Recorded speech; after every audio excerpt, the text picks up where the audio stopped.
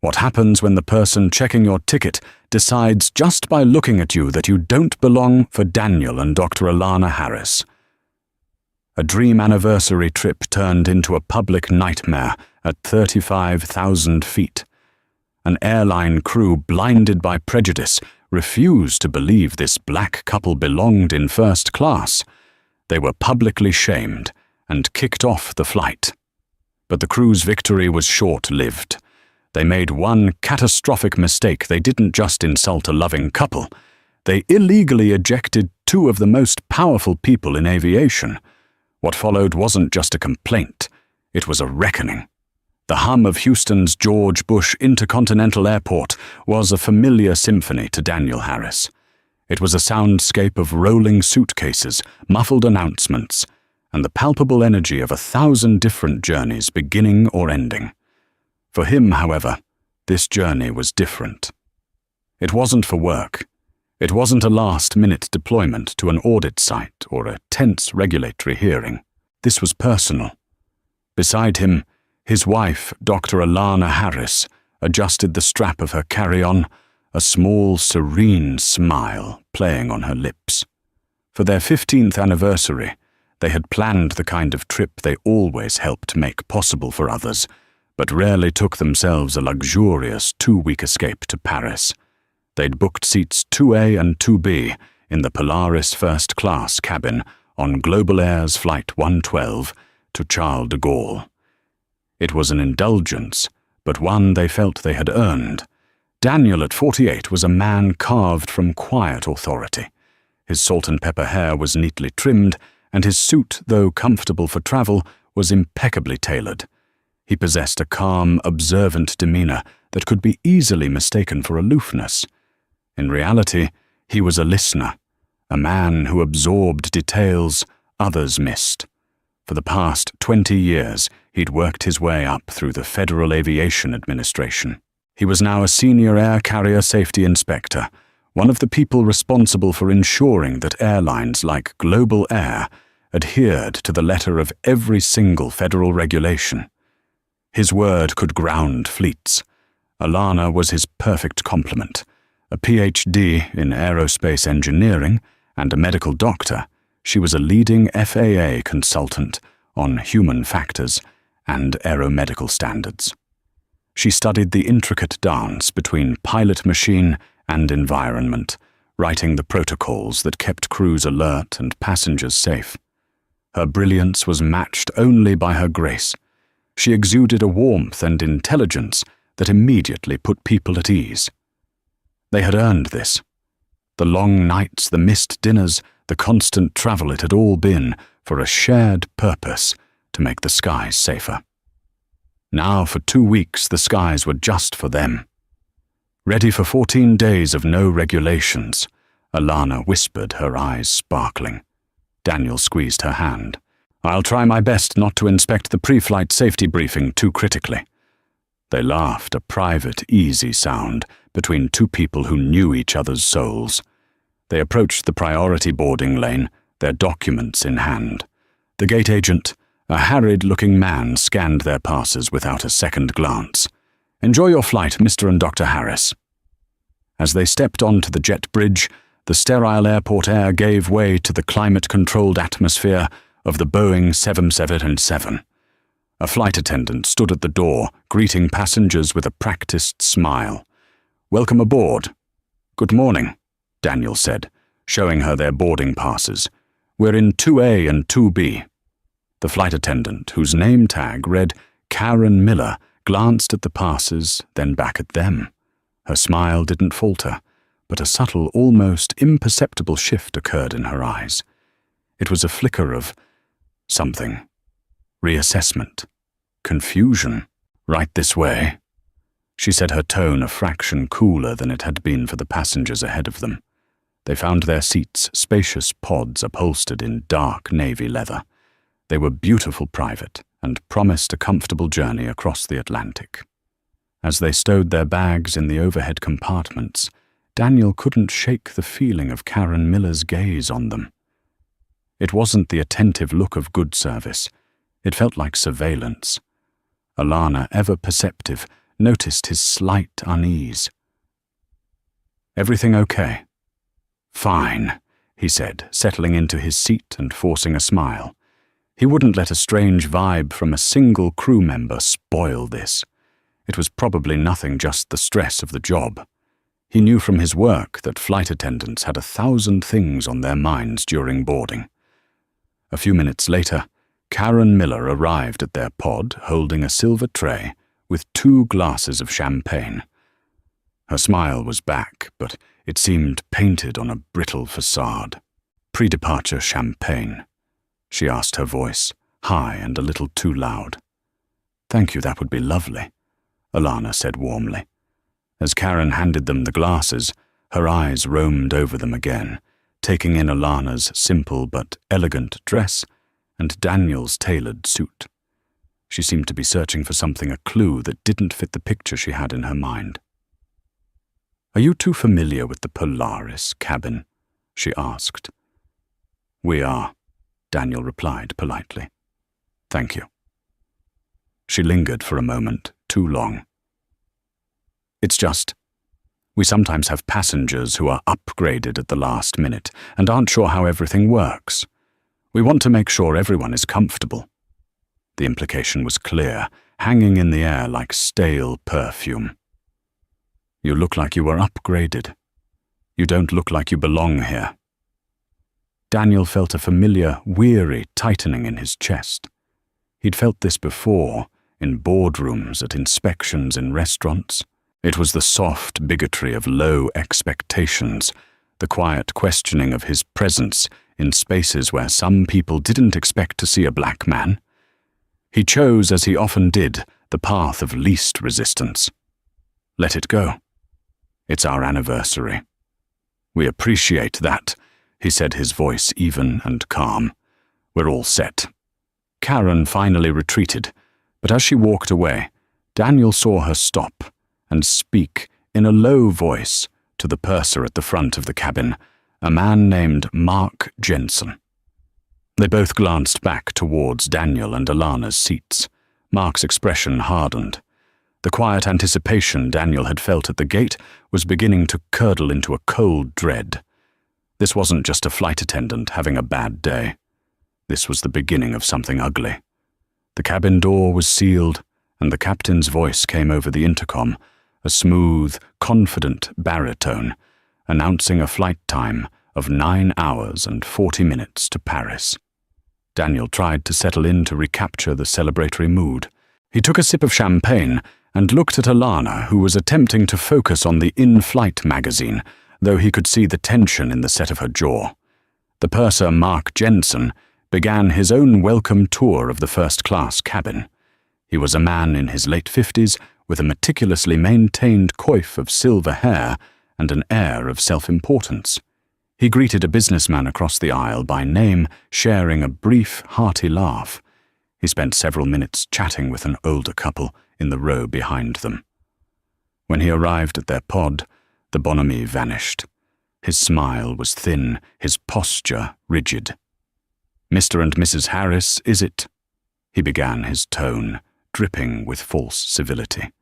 He didn't wait for a reply. "I'm Mark Jensen, the purser for this flight. I just need to verify your seat assignments one more time." Daniel held up his boarding pass. "We're in 2A and 2B. Mark barely glanced at it. "Yes, I see that. It's just that there appears to be some sort of discrepancy in our system.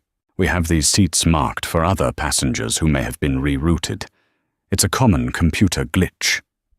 Daniel knew airline reservation systems inside and out.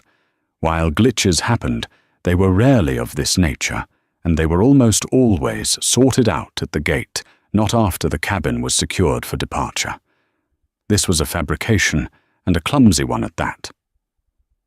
"I can assure you our tickets are confirmed," Daniel said, his voice remaining level professional. "We booked them 2 months ago." "Be that as it may," Mark continued, his voice hardening, "I need to see your ticket receipts, the purchase confirmation." This was a highly unusual request. A boarding pass was the final authority.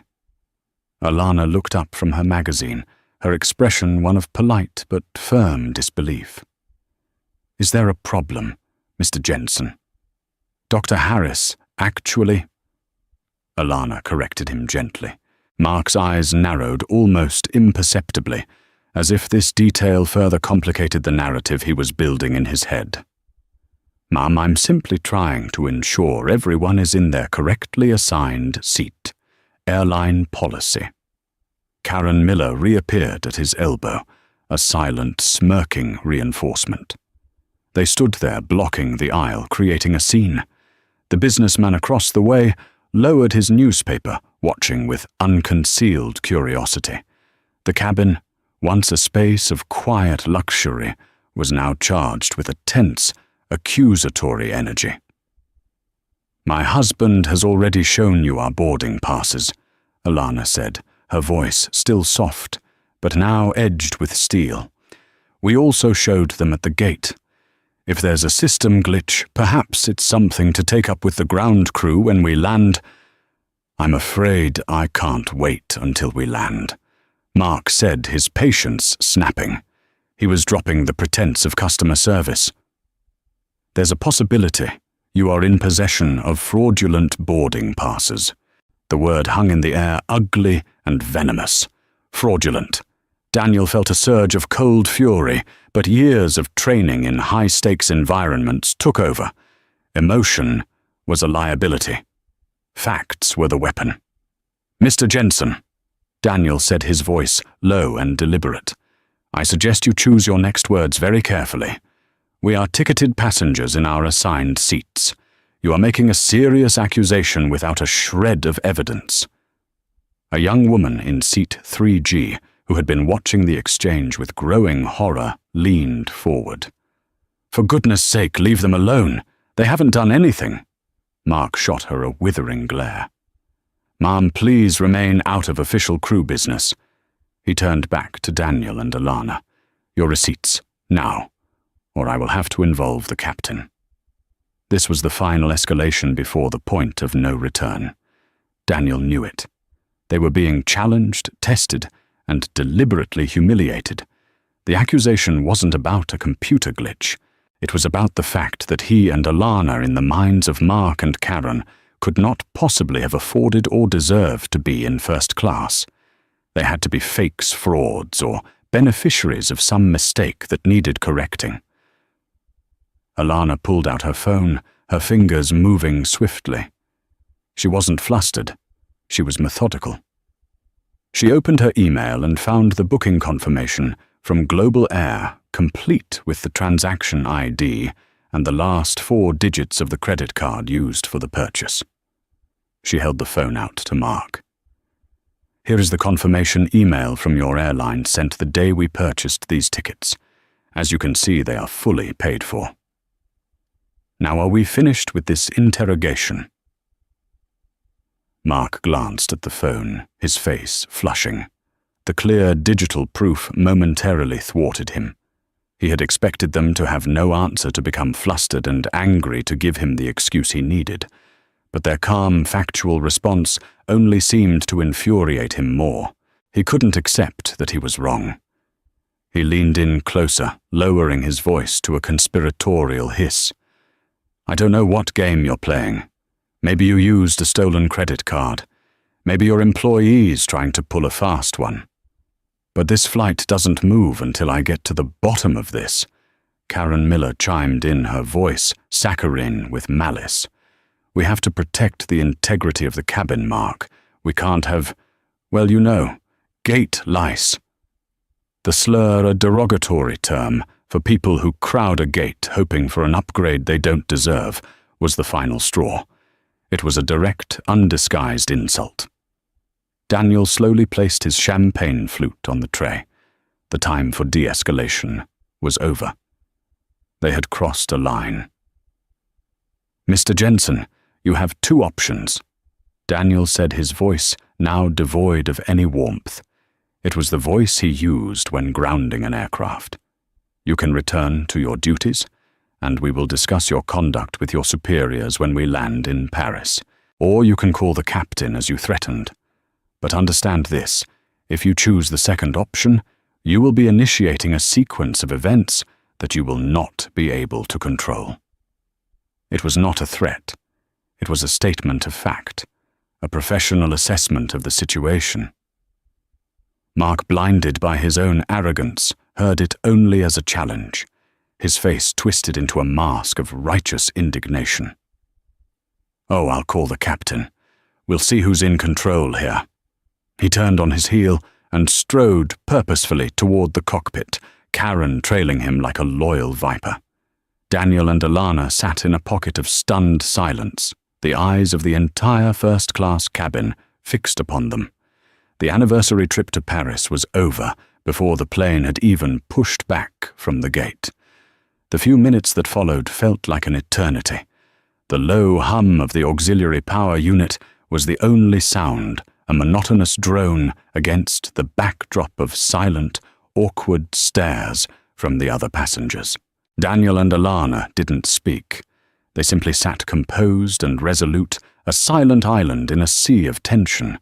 They had presented the facts. They had remained professional. Now the system they had dedicated their lives to upholding would either work or it would fail spectacularly. The cockpit door opened, and Mark Jensen emerged, his face flush with vindication. Behind him was Captain Robert Evans. The captain was the picture of authority, tall, silver-haired, with 4 gold stripes on his epaulets. But as he approached their seats, his expression was not one of impartial investigation. It was one of annoyance of a man whose routine had been inconveniently interrupted. He wasn't there to listen. He was there to solve a problem created by his crew, and the easiest solution was to remove the source of the friction. "Folks," Captain Evans began, his voice carrying an easy, dismissive authority. He didn't make eye contact with Daniel or Alana, instead addressing the space between them. "I'm Captain Evans. My purser tells me there's some confusion about your seating." "Captain, there is no confusion," Daniel stated clearly. "There is, however, an accusation of fraud being leveled against my wife and me by your crew. We have shown our boarding passes and our purchase confirmation. We are in our assigned, paid-for seats." The captain finally looked at him, but his eyes were cold, unreceptive. He had already made his decision, siding with his crew, before hearing a single word. In his mind, the hierarchy was clear: his trusted purser of 15 years versus 2 unknown passengers. "Look, I don't have time to sort out ticketing disputes on the tarmac," Captain Evans said dismissively. "My purser, Mr. Jensen, is responsible for the integrity of the cabin manifest. If he says there's a problem, there's a problem. We have a schedule to keep." Alana leaned forward, her voice sharp and precise, the voice of a doctor, delivering a difficult diagnosis. "Captain, are you saying you are refusing to look at our legal documentation, that you are taking the unsubstantiated word of your crew over documented proof?" "What I'm saying, ma'am," the captain retorted, his tone becoming patronizing, "is that this discussion is over. The safety and security of this flight are my paramount concern. A disruptive situation in the cabin before we even take off is a security concern." "We are not being disruptive," Daniel said, his voice dangerously quiet. "We are sitting in our seats being harassed." "That's a matter of perspective," Captain Evans said, crossing his arms. "My crew feels threatened. You've become belligerent." It was a masterful, insidious trap. By calmly defending themselves against baseless accusations, they were now being labeled as the aggressors. Their refusal to be silently humiliated was being reframed as belligerence. "So here's what's going to happen," the captain continued, his decision final. "I'm going to have to ask you to deplane. You can sort this out with the gate agents. They'll get you on the next available flight once your ticketing is verified." A collective, quiet gasp went through the cabin. The woman in 3G shook her head in disgust. The businessman across the aisle looked down, suddenly intensely interested in his shoes. No one spoke up. The humiliation was absolute. It was no longer a private dispute. It was a public verdict delivered by the ultimate authority on the aircraft. They were being declared guilty and sentenced to removal. "Captain Evans," Daniel said, his voice now resonating with an authority of its own, though the source of it was still unknown to everyone in the cabin. "I want you to be very sure about this. You are invoking your captain's authority under Federal Aviation Regulation 91.3 to remove paying ticketed passengers based on the unverified claims of your crew. Is that correct?" The specific citation of the regulation gave the captain a moment's pause. It was an unusual thing for a passenger to know, but his pride and his blind trust in his crew overrode any flicker of caution. "That's correct. Now, are you going to leave peacefully, or do I need to call for airport security?" he threatened. Daniel looked at Alana.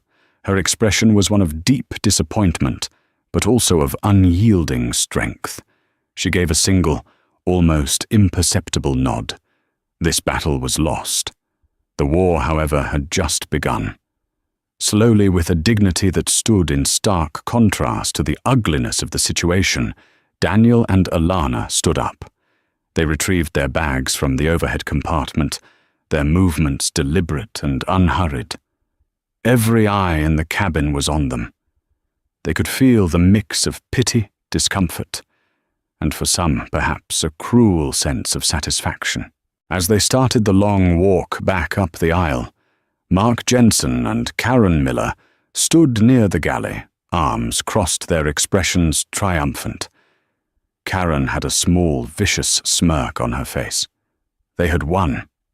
They had identified the imposters, the people who didn't belong, and they had purged them from their silver sanctuary in the sky. The walk from seat 2B to the aircraft door was the longest walk of Daniel Harris's life. It was a gauntlet of shame designed to break them. But as he passed row after row of silent witnesses, he wasn't broken. He was documenting. He logged every detail, the captain's exact words, the purser's smug expression, the averted eyes of the other passengers, the location of every camera in the cabin. He was no longer a husband on an anniversary trip. He was an inspector at a crash site, piecing together the chain of events that led to a catastrophic failure. This failure wasn't mechanical. It was human. And it was every bit as dangerous. As they stepped onto the jet bridge, the cabin door closing behind them, with a final definitive thud, the cold night air hit them. They were alone, standing on a brightly lit bridge to nowhere, their Parisian dream replaced by the harsh reality of what had just happened. They had been judged, condemned, and ejected, all because the color of their skin did not match the crew's idea of a first-class passenger. Back in the terminal, the gate area was mostly empty. The flight to Paris was the last major departure of the evening. The gate agent who had checked them in earlier looked up, his expression a mixture of confusion and annoyance at their reappearance. "Folks, the flight's closed. What happened?" Before Daniel or Alana could speak, the agent's phone rang. He listened for a moment, his eyes darting towards them. "Uh-huh. Okay, Captain. I understand." He hung up, his demeanor now cold and official. "Captain Evans informs me you were removed for being disruptive. I need to rebook you. The next flight with available first-class seats to Paris is in 2 days." "We were not disruptive," Alana said calmly, her voice steady, despite the adrenaline coursing through her veins. "We were targeted and harassed by the crew." The agent sighed, typing into his computer. "Look, ma'am, all I know is what the captain tells me. His word is final on the aircraft. I can offer you a hotel voucher and meal coupons, but that's the best I can do." He slid the vouchers across the counter, a dismissive, bureaucratic gesture meant to end the conversation. This was the moment. The moment they could have become angry passengers demanding to speak to a supervisor, threatening lawsuits, their voices rising in justifiable frustration. This is what the airline system was designed to handle: absorb the anger process, the complaint, and issue a token apology with some travel vouchers. But Daniel and Alana Harris didn't do that. Daniel calmly took out his phone. He ignored the vouchers on the counter. He looked at the gate agent, then at the Global Air logos all around them. He took a deep, steadying breath. "We won't be needing those," he said quietly. He then turned away from the counter and walked a few paces down the empty corridor, Alana standing by his side. He scrolled through his contacts past Alana, past his mother, past his friends, and stopped on a number labeled FAA Duty Officer, SW Region. He pressed the call button. Alana watched him, her heart pounding. They had talked about this moment in abstract terms many times over their careers, what would happen if they ever personally witnessed a major violation while traveling as civilians. They had hoped it would never happen. Now it had. The phone was answered on the second ring. FAA Southwest Region Duty Office, Agent Carmichael speaking. Daniel's voice when he spoke was transformed. The weary traveler was gone. The humiliated husband was gone. In his place was FAA Inspector Daniel Harris, badge number 772A. "Agent Carmichael, this is Inspector Harris. I need you to listen to me very carefully." Daniel said, his tone clipped and official. "I am at Houston Intercontinental Gate D12. My wife, Dr. Alana Harris, and I have just been unlawfully deplaned from Global Air Flight 112 ICAO designation GBL 112, a Boeing 777-300ER tail number N791GA. There was a pause on the other end of the line, then the sound of frantic typing. "Inspector Harris, sir, confirmed. What is the nature of the incident?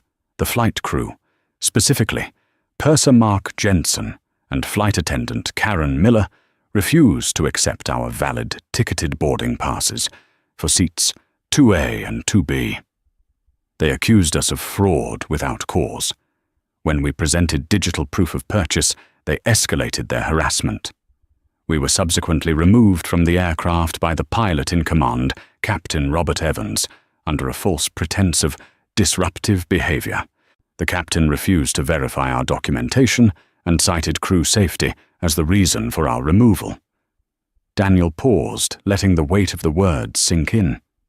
"Agent Carmichael, I am officially declaring this a discriminatory incident in direct violation of Title 49 of the United States Code, Section 4127, prohibiting discrimination by air carriers. Furthermore, the captain's failure to perform due diligence before removing ticketed passengers constitutes a gross neglect of duty and a potential violation of the carrier's operating certificate under 14 CFR Part 121. The agent on the phone was audibly stunned. "My God, sir." "Understood. What are your instructions?" "I want you to immediately contact the Principal Operations Inspector for Global Air. I want a full transcript of the cockpit voice recorder from the moment the purser entered the cockpit to the moment the cabin door was closed. I want the names and FAA certificate numbers for the entire flight crew, Captain Evans, the first officer, Mr. Jensen and Ms. Miller. I want the airline to preserve all internal cabin security footage. Dr. Harris and I will be filing a formal report. Consider Global Air's Houston operations under immediate and intense scrutiny. We are initiating a full compliance investigation, effective immediately." Daniel concluded the call and turned to Alana. The anger and humiliation were still there, simmering beneath the surface, but they were now channeled into a cold, focused resolve. The power dynamic had shifted with a single phone call. They were no longer victims of the system. They were the system itself. The gate agent who had been watching them with growing unease saw the look on their faces and felt a sudden chill. These were not ordinary passengers. His dismissive attitude evaporated, replaced by a dawning horror. Daniel walked back to the counter. He didn't raise his voice. He simply held up his federal credentials. The gold FAA inspector's badge gleamed under the harsh terminal lighting. "My name is Daniel Harris. This is Dr. Alana Harris. We are with the Federal Aviation Administration," he said, his voice flat and hard as granite. "You, your flight crew, and your airline have a very serious problem. You will not be rebooking our flight. You will be securing our luggage, which is currently on a plane that is about to push back from the gate. You will then find your station manager and a representative from Global Air's corporate office, because they need to be here to meet with us. Now." The gate agent stared at the badge, his face turning pale. He looked from Daniel to Alana, and for the first time, he saw them not as disgruntled passengers, but as what they were, two of the most powerful regulators in the aviation industry, the people who held the fate of his airline in their hands. He fumbled for his phone, his hands shaking. "Yes, sir. Right away, sir." The anniversary trip to Paris was officially cancelled. A federal investigation had just begun. The first domino toppled at 10:47 p.m. Central Time in Global Air's sprawling operations center near Dallas, a high-tech nerve center known internally as the Bridge. A senior dispatcher received an alert, a digital flag so rare and so serious that most controllers went their entire careers without seeing one. It was a direct line communication from the FAA's Southwest Regional Office, tagged with the highest priority code, Regulatory Intervention. The dispatcher, a veteran named Stan, read the initial report and felt his blood run cold. It wasn't about a mechanical failure, a weather diversion, or a security threat. It was about 2 passengers being removed from Flight 112 in Houston, and those 2 passengers were FAA. "Get me Jessica Riley," Stan barked to his supervisor. Now, Jessica Riley, the vice president of in-flight services for Global Air, was at a charity dinner, her phone on silent. But she wore a smartwatch for exactly these kinds of emergencies. It buzzed insistently, displaying a single terrifying message from her chief of staff. "Code red. FLT 112 IAH, FAA. Call immediately." Excusing herself from the table, Jessica stepped into a quiet hallway, her heart hammering against her ribs. She listened as the frantic supervisor from the Bridge explained the situation. An accusation of fraud, a removal by the captain, and the 2 passengers were not just FAA, they were Daniel Harris and Dr. Alana Harris. Jessica's mind raced. She didn't need to look them up. She knew exactly who they were. Daniel Harris was a legend, a tough but fair inspector who had personally overseen Global Air's last major safety audit. He was meticulous, unshakable, and had the entire code of federal regulations memorized. Dr. Alana Harris was even more daunting. She was a titan in the field of aeromedical science and human factors. Her research on crew fatigue and bias had literally rewritten the industry's training manuals. Her crew hadn't just mistreated 2 black passengers. They had, through sheer catastrophic ignorance, accosted and ejected the very regulators who wrote and enforced the rules that allowed their planes to fly. "Lock it down," Jessica commanded, her voice a strained whisper. "No one, and I mean no one from that flight crew, talks to the union or the media. Get the Houston station manager to Daniel and Alana's location immediately. Treat them like royalty. No better than royalty treat them like they can shut us down with a single phone call because they can. I'm on my way to the airport." She hung up and leaned against the wall, the gravity of the situation crashing down on her. This wasn't a customer service complaint that could be smoothed over with miles and an apology letter. This was a potential multi-million-dollar fine. It was a consent decree. It was a public relations apocalypse. It was the kind of incident that could lead to congressional hearings. And it all happened because a flight crew couldn't fathom a black couple sitting in first class. Meanwhile, at 37,000 feet over the Atlantic, the crew of Flight 112 was oblivious. In the forward galley with the cabin lights dimmed and most passengers asleep, Karen Miller and Mark Jensen were quietly congratulating themselves. "You handled that perfectly, Mark," Karen said, pouring them both a cup of coffee. They were so sure of themselves. The arrogance. "It's always the way." Mark agreed, stirring his coffee with a sense of deep satisfaction. "They think they can bully their way in. But we have to maintain standards." Captain Evans saw it right away. He knew they were trouble. "Disruptive and belligerent," Karen added, savoring the words the captain had used. "That's exactly what they were. We protected the cabin. We did our job." In their minds, they were heroes. They had defended the sanctity of their premium cabin from intruders. They had enforced the unspoken rules of who belongs and who doesn't. They settled in for a quiet, routine flight, completely unaware that on the ground below, an inferno was erupting, and they were standing at its epicenter.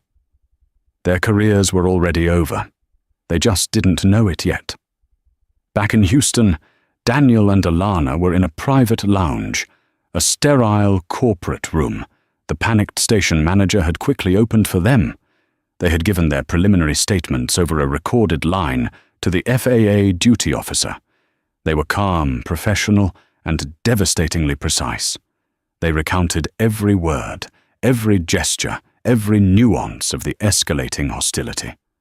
Alana, with her expertise in human factors, detailed the clear evidence of confirmation bias and stereotyping exhibited by the crew.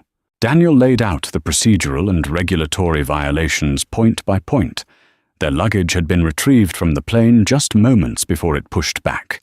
2 senior Global Air executives from the Dallas headquarters were now in a company car racing down the highway to Houston to meet them in person.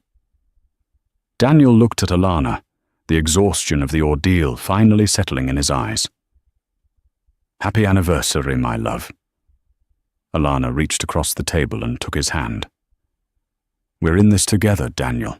Always." There was no talk of Paris, of champagne, of museums. That dream had been shattered. But in its place was a shared, steely purpose.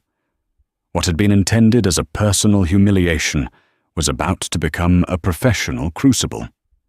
They would take this ugly, painful experience and use it to force the change they had dedicated their lives to. They would ensure that no one else ever had to endure a walk of shame for the simple crime of existing in a space where they were not expected. The dominoes were falling, and they were about to bring the whole house down. 9 hours later, Flight 112 descended through a blanket of grey clouds, beginning its approach into Charles de Gaulle Airport. For the passengers, it was the end of a long but uneventful journey. For Captain Robert Evans and his crew, it was the beginning of the end. As the Boeing 777 taxied toward the gate, Captain Evans made his standard, cheerful arrival announcement. "On behalf of Global Air and this entire crew, I'd like to be the first to welcome you to Paris. We hope you enjoyed your flight, and we look forward to seeing you on board again soon." In the forward galley, Karen Miller and Mark Jensen prepared for disembarking, their faces relaxed. They were anticipating a pleasant 3-day layover in one of the world's most beautiful cities. The jet bridge docked with a soft bump. The engines spooled down. Mark Jensen moved to open the main cabin door, a routine he'd performed thousands of times. But this time was different. Standing on the jet bridge instead of the usual gaggle of ground crew were 2 stern-faced men in dark suits, and to Mark's utter shock, Jessica Riley, the Vice President of In-Flight Services. Jessica was a corporate legend, a name you saw on memos, not a face you saw on a jet bridge in Paris at 7 a.m. Her expression was arctic. "Mark," she said, her voice dangerously calm. "Keep the passengers on board. The entire flight crew, Captain Evans, his first officer, you and Ms. Miller will come with me. Now." Mark's triumphant smirk from 9 hours ago felt like a distant memory. It was replaced by a wave of cold confusion. "Jessica, what is this? Is something wrong?" "Everything is wrong, Mark," she replied, her eyes boring into him. "Get your crew." The 4 of them were escorted off the plane, down a service stairway, and into a windowless briefing room deep within the airport's operations area. The 2 men in suits who were from Global Air's corporate security stood by the door. Jessica Riley wasted no time. At approximately 9:35 p.m. Central Time last night, you removed 2 passengers from Flight 112. I want you to tell me exactly what happened.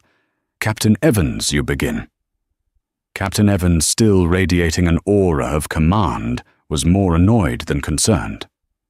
"It was a minor security issue, Jessica.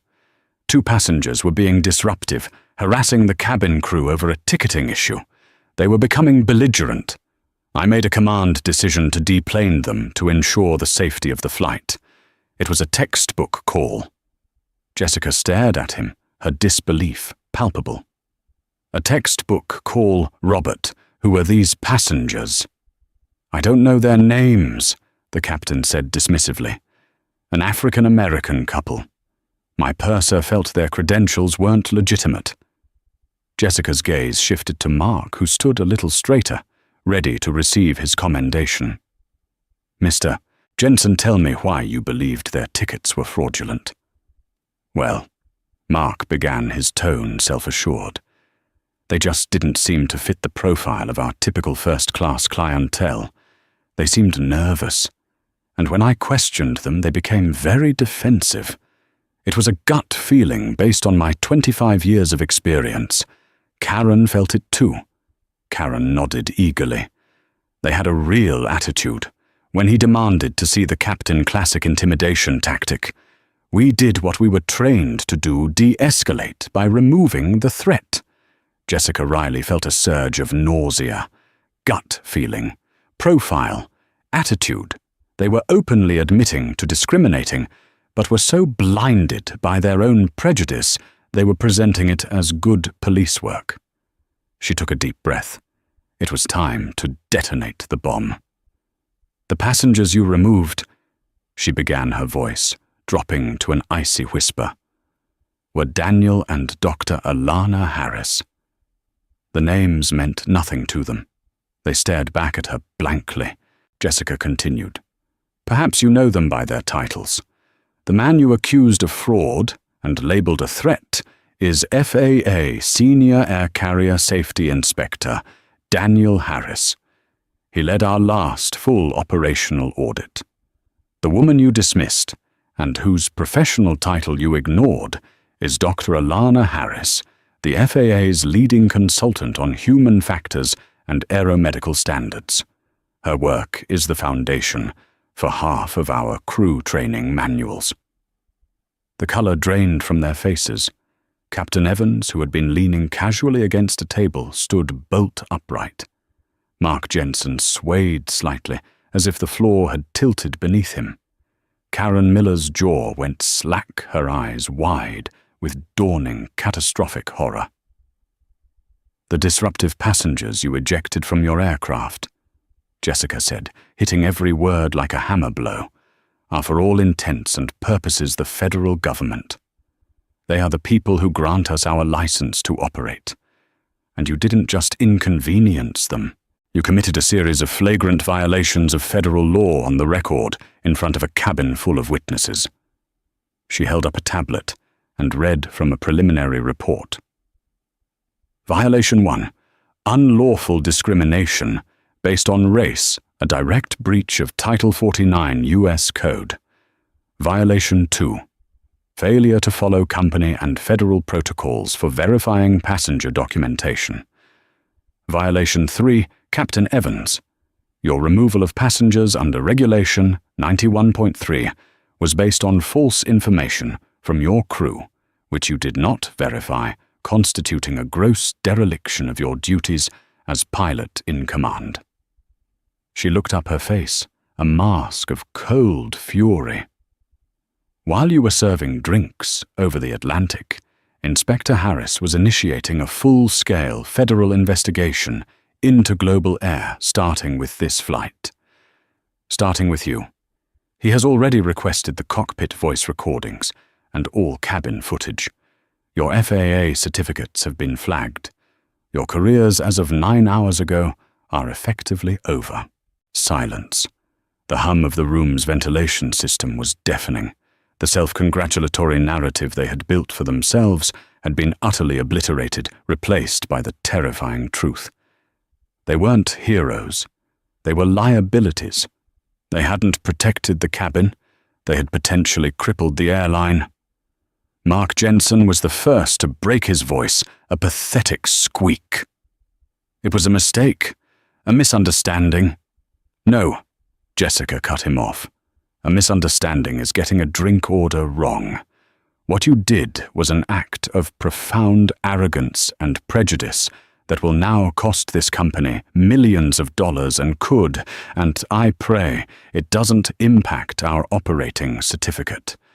You are all grounded effective immediately.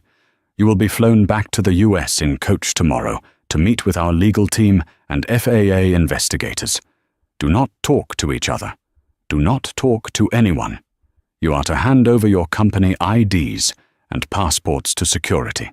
She turned to leave, then paused at the door, delivering one final devastating assessment.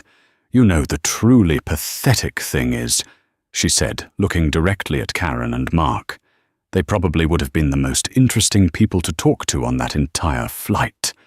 But you couldn't see past your own bigotry to find out." The door clicked shut, leaving the three of them in the sterile room, with the security guards, their layover in Paris, transformed into a purgatory of their own making. The hard karma they couldn't have imagined in their wildest nightmares had just landed. The fallout was not swift. It was a slow, meticulous, and crushing avalanche of consequences engineered by the very system the crew had sworn to uphold. For Daniel and Alana Harris, this was never about revenge. It was about rectifying a systemic failure. They recused themselves from the direct investigation to avoid a conflict of interest, but the machine they had set in motion was relentless and thorough. The crew Karen Miller was the first to fall. During her interview with the FAA's Office of Civil Rights and Global Air's legal team, she crumbled. Her justifications about gut feelings and passenger profiles were exposed for what they were textbook racial bias. Her 20-year career ended with a single sterile email from Human Resources informing her of her immediate termination for gross misconduct and violation of company policy and federal law. But the true blow came from the FAA. They found that her actions demonstrated a profound lack of judgment, incompatible with the responsibilities of a certified flight attendant. Her FAA Airman certificate was suspended indefinitely, with a recommendation for permanent revocation. Unable to work in the industry and facing potential civil lawsuits, her life was irrevocably altered. Mark Jensen, the purser, fared no better. He attempted to shift the blame, claiming he was only following the captain's lead, but the testimony from other passengers, including the young woman from seat 3G, who gave a detailed statement, painted a clear picture of him as the lead instigator. He was fired on the same day as Karen. The FAA revoked his certificate as well, citing his active role in escalating a discriminatory confrontation. His decades of perceived authority vanished overnight, leaving him with nothing but the bitter ashes of his arrogance. Captain Robert Evans faced the most complex reckoning. As the pilot in command, his responsibility was absolute. His failure was not one of malice, but of a catastrophic lapse in judgment, born of complacency and blind trust in his crew.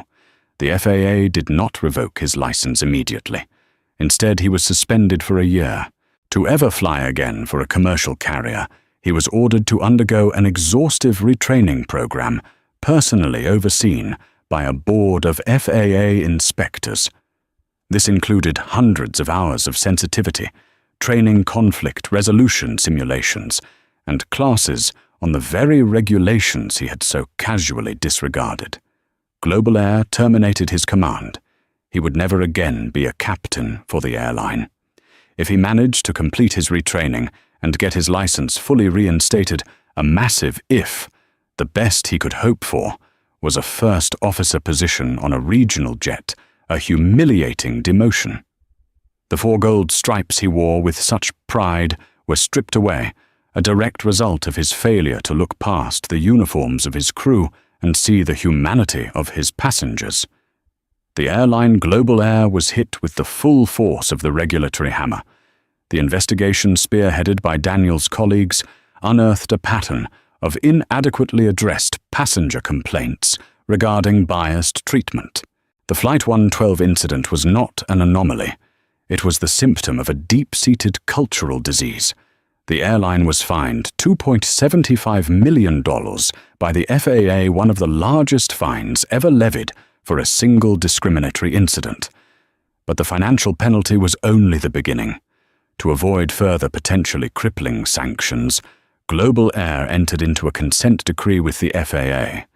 This legally binding agreement mandated a complete top-to-bottom overhaul of their in-flight service training protocols.